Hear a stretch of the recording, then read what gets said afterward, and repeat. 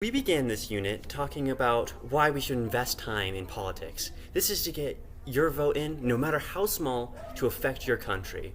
One of the best ways you can do this and to see your vote actually matter is to vote for state or city level elections, like the mayor or the governor, or whether or not to build that new playground or something. Next, we went into the unit about how companies use cognitive dissonance to trick you to fall for their pyramid schemes, to manipulate your emotions through the sunk cost fallacy and the bandwagon effect. The sunk cost fallacy is when you've already invested so much time, energy, and money into a company where it would be awful if it failed. So you just continuously invest more and more and more until it eventually collapses and you lose everything.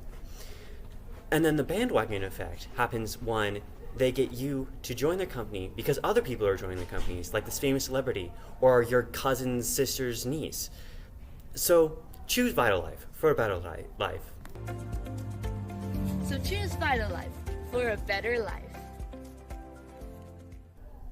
A false confession is when you admit to something that you didn't do, like when your siblings took a cookie from the cookie jar and your sibling forced you to say you did it. For grown-ups, this happens when the police, the guys in charge protecting you in the town, want to solve a case as quickly as possible. Usually, solving crimes quickly is a good thing in order to find the bad guy before he can commit another crime, but sometimes it can lead to innocent people being charged for crimes they didn't commit. For example, a Japanese man named Hakamata was charged with the murder of his boss and his boss's family. The Japanese investigators found evidence, or items that prove or disprove someone did a crime, that they said proved Hakamata did the murders, but the evidence was shoddy at best. In fact, Hakamata was trying to help his boss by putting out the fire that the actual murder started, which is why he was at the scene of the crime and had evidence on his clothes. The Japanese court found Hakamata guilty anyway because Hakamata confessed. The reason he confessed is because he was held for 23 days where he was hurt and deprived of water until he said he did it. Hakamata later took back his confession, but the judges in charge of his trial did not care. Hakamata was then put on death row for 46 years for a crime he didn't commit. While the police were trying to solve the murder as quickly as possible, they overlooked any other suspects and put an innocent man in jail. That is why when you are accused of something you didn't do, you ask for an attorney and don't say anything until they give you one, so the attorney can help the police see you are innocent. Alright, so what I put from what I learned, so in this class, one of the assignments we worked on focused on how historical events got a little bit buffered by media. So this means that there were some events in history that people perceive as not that bad because media was oh, it's okay, they didn't know what they were doing or whatever, but there was actually a couple events that we worked on. One of them was the Cuban Missile Crisis where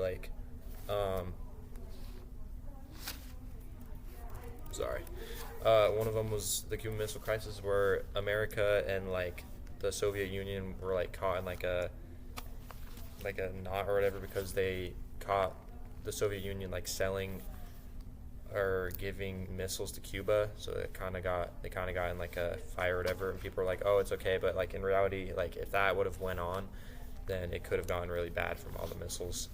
And then the last thing we learned in this class was the STAND assignment, which was basically how people perceive politics nowadays. I think a lot of people nowadays focus on the media over what they don't trust politics as much because the media perceive them as they're really bad and they're just really dumb or whatever.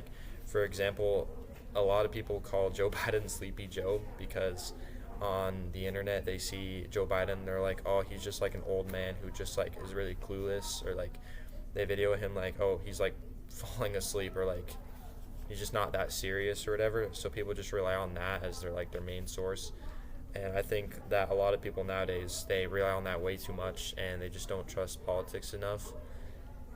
And so that's what we learned in this class.